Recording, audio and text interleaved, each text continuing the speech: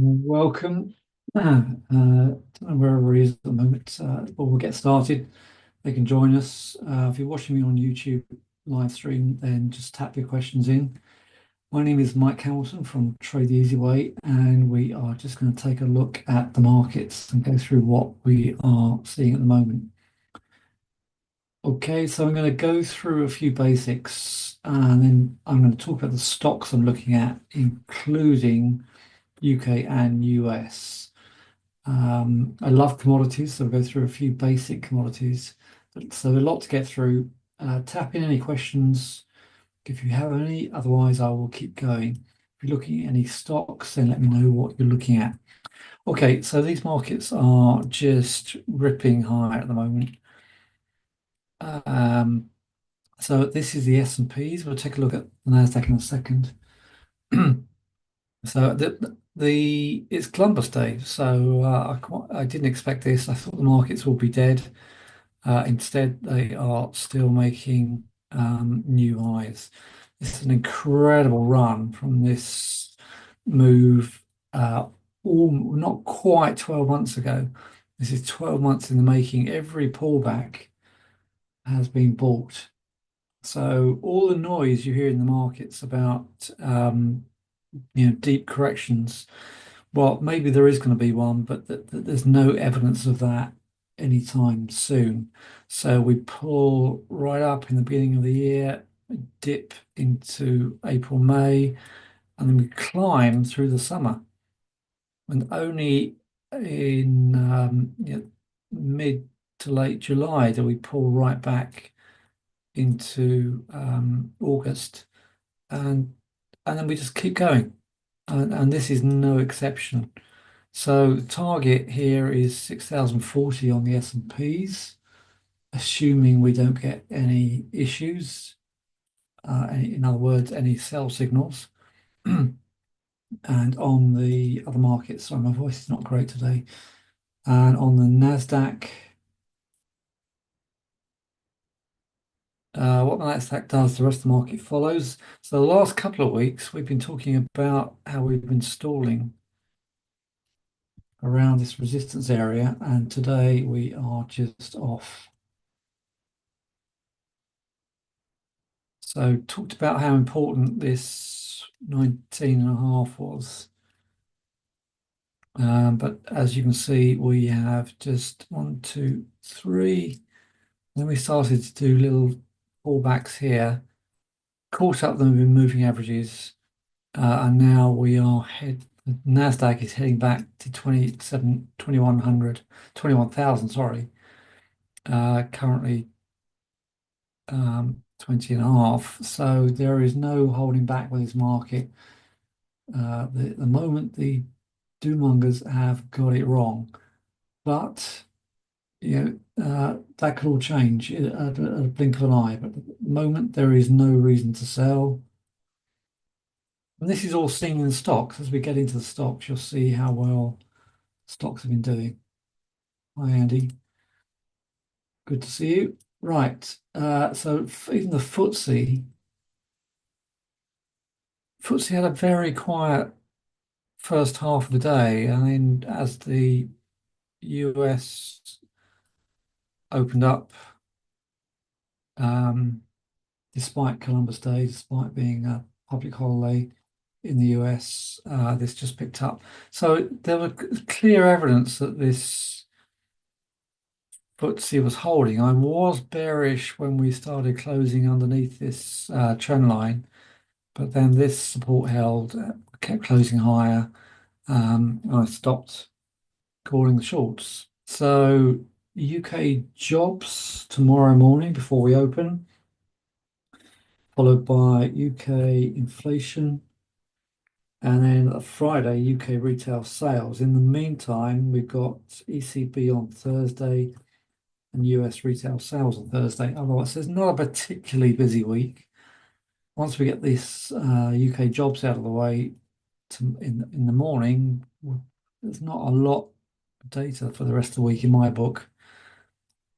If this market survives UK jobs, i.e. the FTSE, that bodes well for the rest of the week. So the FTSE, assuming we come out of the tomorrow, uh, I think we need to close above 8,400 tomorrow. I think any failure to do that could still see this roll over. You can see these averages here. I've got 820, sorry, 20, 50, and 200. I take these off and just leave the 50 on, which is the mother of all moving averages. You can see how it's been stable through mid to late summer into early autumn, and we are above it after the close. So let's tick through what we've got. Let's have a look at the dollar index. So on the negative side, I mean, I think any professional trader, any experienced trader will always look at what the risks are. The risks are this dollar keeps going with a huge pickup, and the US bond market is in trouble. So we'll talk about what that may or may not mean in a minute, but that's a pretty sharp move to the upside in the dollar index. So you see, let's look at the correlation. Let's just spend a few moments on this because it's important. If you look at the correlation of this, when the dollar fell off in late October, that corresponds with the big move I've just talked about from end of October 23. So if this dollar is picking up as we get into October and stays and continues this move higher, that could scupper. That's one signal that could scupper this market. The other signal that could scupper this market is that this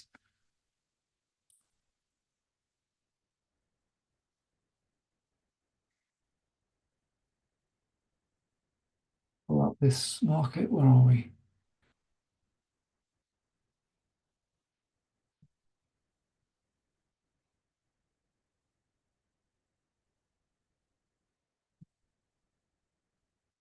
This is the 20-year US bonds, and they are selling. This is unhealthy. So the yield is increasing with the diminishing price of the 20-year notes. So a rising dollar is seeing money come out of these bonds and at the moment into equities. But the danger is this continues to slide, the dollar continues to push up, that spooks the market, and there's a run for the door in equities. All right. Now there is evidence of some selling on the institutional front, the big players. So let's just plow further into the market. So the strong dollar, let's go in commodities first. Strong dollar is taking the edge off the wheat. On Friday, I suggested anybody who wants to take short-term profits in wheat should take them off at 620. We topped out at 623 and we're currently under the $6 mark. So anybody who wanted to get out of wheat, 620 was the option I gave you. And so we're over 20 cents off of that mark. And things like the sugar are weakening as well. It's holding up. It's above the averages, but it's struggling here. Gold. Gold is also coming off. FYI, before we go any further, I have taken a very small short position on this high of the US markets because of the negative indicators in this market. So I'm basically hedging in a very small, measured way. If it works, then of course I will very much add to that on pullbacks. But it's what I call a marker lot. I'm actually short the S&P. It's very, very close to this high because we're coming out of this funnel. But if that gets sold into in this quiet public holiday in the US, we close back under 58.36, then I can see that selling off. But yeah, I'm just very nervous about what the internals are telling me on the market. Okay, so no reason to sell at the moment. I've only got a titchy marker lot on that on the short side on it at the moment. I will be going in full size if that starts to work. Otherwise, if I get stopped out, I leave it back off. But there are resistance levels up there that I am taking advantage of. Right, quick look at the pound. Got the Euro ECB meeting this week as well. Let's have a quick look at that. Pound sitting on this very important July high. So if we turn around and close above 130, then that's going back up. Close under 130 and expect that to have a significant pullback. That's already a decent drop. Pound yen, however, I've been talking about the pound yen pretty much all summer. Well, definitely ever since this September low. I suggested that September low was very viable based on this huge move we had from right out the gates in the start of 24 to that massive hike up there in July. And to me, these were very, very handsome pullbacks. And so next stop on the pound yen looks 170. We could come up to that 200 mark easily at this rate. Right, let's speed things up. Gold is succumbing to the strong dollar. So if this is a lower high, and we start closing under 2650, then again expect a significant pullback. Come out of this, if this, I think if we come back to 2600 and hold, then I think we'll break through 2700. But at the moment, that's got a lot of red on that chart, lower volume, strong dollar. At the moment, it is showing some signs of lacking momentum, losing momentum. So we're right on the trend line there. So close above 2650, and then we can get going to who knows, maybe even 3,000 bucks. Gold is more than likely going to get to 3,000 bucks. I'm just not sure if this is if we're going to do it in the next move or if we're going to see a significant pullback before we make an attempt at 3,000. So caution. Right, let's get looking at stocks. I'll go through my calls over the last few weeks. Come on, let me find the list. Oh, I've got so many windows open at the moment. Let me just close a few things.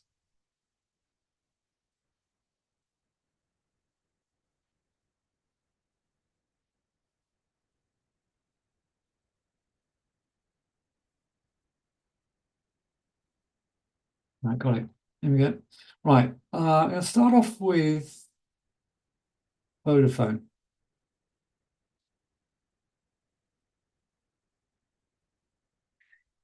Uh, this is a really, really important area there. So we had a very powerful reversal signal back here in early August. Armin, I think it's you that you bought this, didn't you? So that moved down to 68, took us into 78 plus. And now this 73, 74 appears to be getting bought. So if we hold, looks to me as if we're going to hold this area. Plenty of time to get in, 73, 80, and so on. Because if we subsequently close above this 75, I think we're going to potentially go and see the pound mark. If this is a bull flag, we had three steps up. So if we get another leg up, we'll see at least 80 plus, and then potentially go and find that resistance at 80. Ooh, okay, I've got this. The 23 highs were 88. So break 88, and I think we're going to see 95, 100 pretty quick. In the meantime, BT is doing all right. It's a bit of a slug, this one. So we look as if we can hold this area here in BT and go and find 160 plus. So that's telecoms. Let's look at tech, IQE, dropping right back again. So a nice little run off of about 16.5 to 20. Don't take your eyes off this, because if this turns around and gets back above 18, that's very bullish. So we've got a lower close today, but if we turn around tomorrow and close above 18, then I'm in.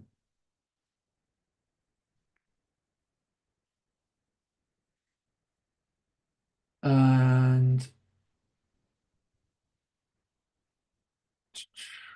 let's look at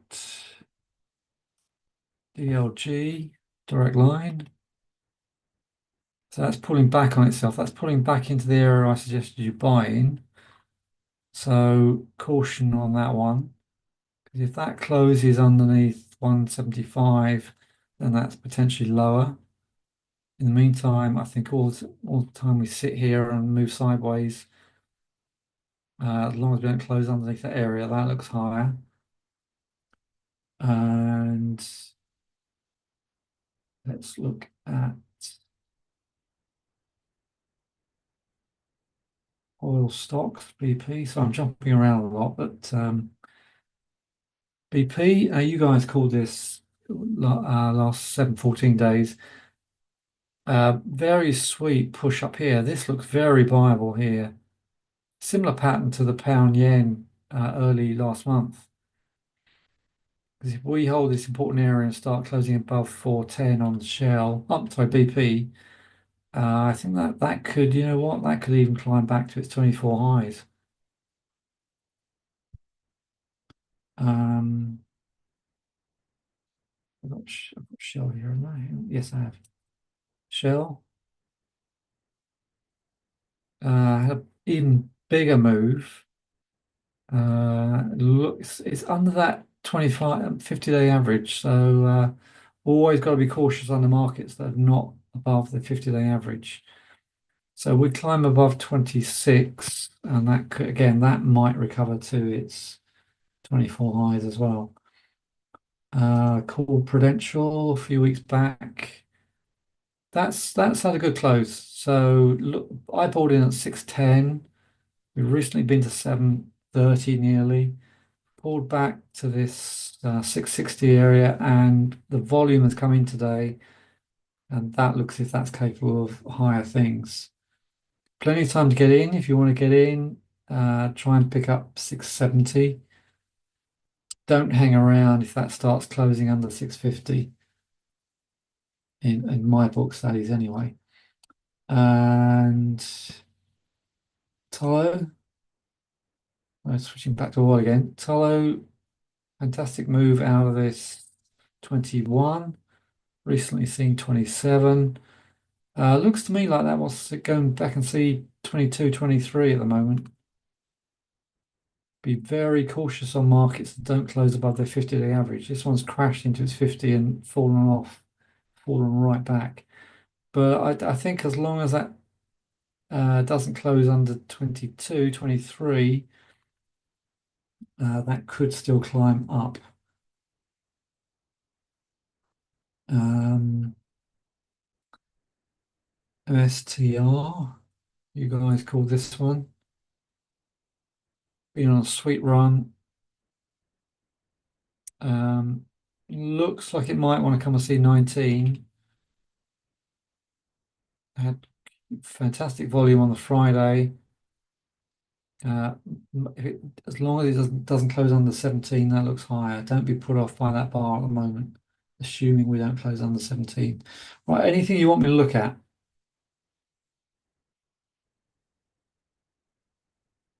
Unity Software. That's the US stock, isn't it? I like that. That's building. Unity Software looks good. AMD. So a quick look around a couple of US things. That looks all right. Let's have a look at Barclays. Let's have a look at some bellwethers.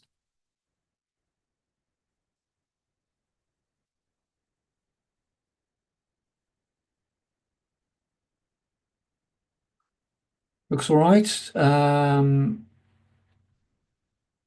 It's definitely struggling up here. It's very close to this recent top, but certainly no reason to sell. If you're in it, stay put. If you want to get in it, see if it pulls back to 220. Otherwise, looks good. And Lloyd's very quiet today. What's going on? Looks higher. Could potentially be losing momentum. So again, be very awake to that price action. Let's look at that's enough of financials for now. Let's look at, did I miss any other IT stocks?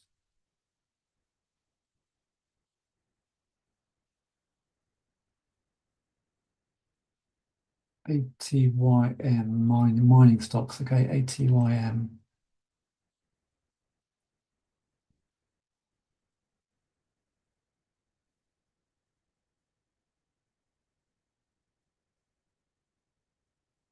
Let me try and punch in the name. I'm not finding it. Got it. Right. That is a very unhealthy chart. Short-term unhealthy. We've fallen through a lot of support there.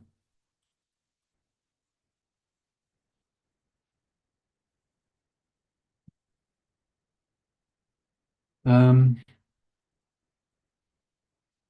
so it looks got the look of a stock that wants to come and see 340 again. It's got a lot of lower highs. Are you in this or are you watching? Because we've got one, two, three lower highs, make a new higher high, and then we break support. So this is really struggling. Lower lows, pulls back, watching.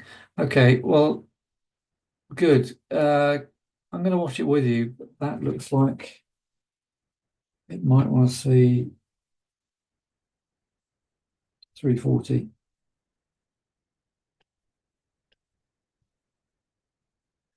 Okay. Anything else? Last call, because otherwise I'll just keep this short unless you've got want me to watch something else, or look at something else.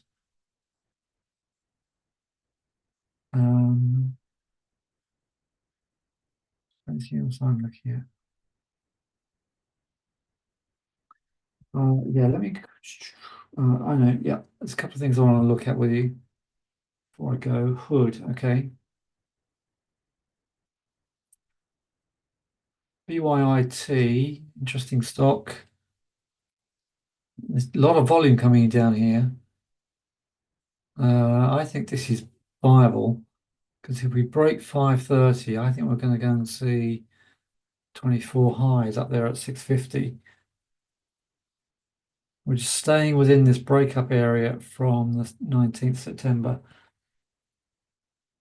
So I'm liking that one. I'm just going to come to hood in a minute. Let me just go and look at this one. This is a seasonal one, cyclical one.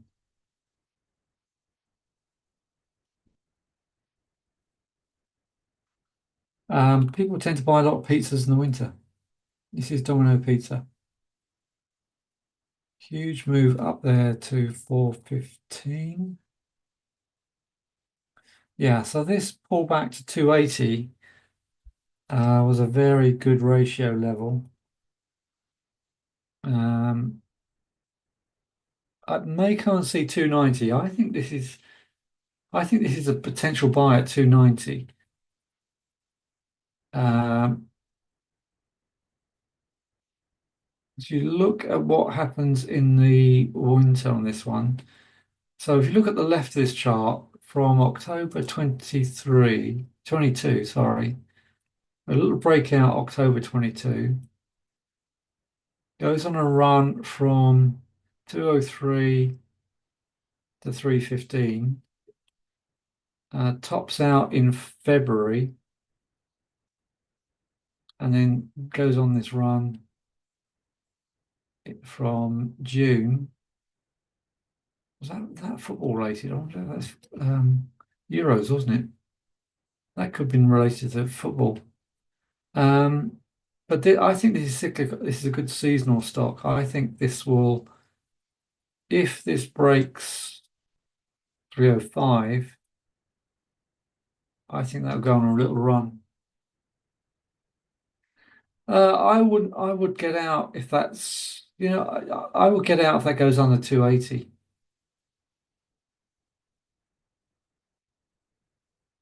You could even get your stock closer if you want. But I think my stock for this week is Domino's. But I would give it another day or two. I'd get tomorrow out of the way. It's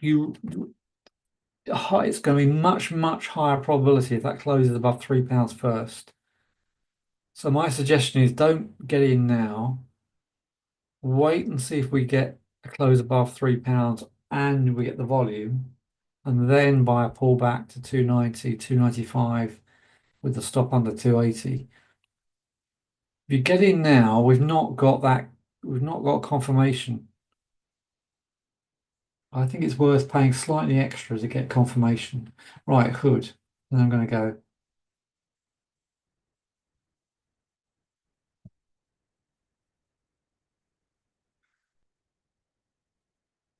Wow, nice stock. This one was very good up until we get a lot more data from the chart. Yeah, this is where it came to the market up there at 50, plummeted to 7, so completely fell out of favor, fell out of the sky. But this is a good run at the moment.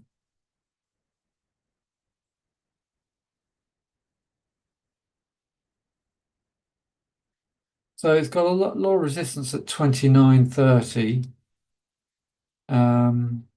If you're in it and you don't want to sit around too long, I would get out at 30 personally. If you're not in it, I would wait for a deeper pullback because that's underway.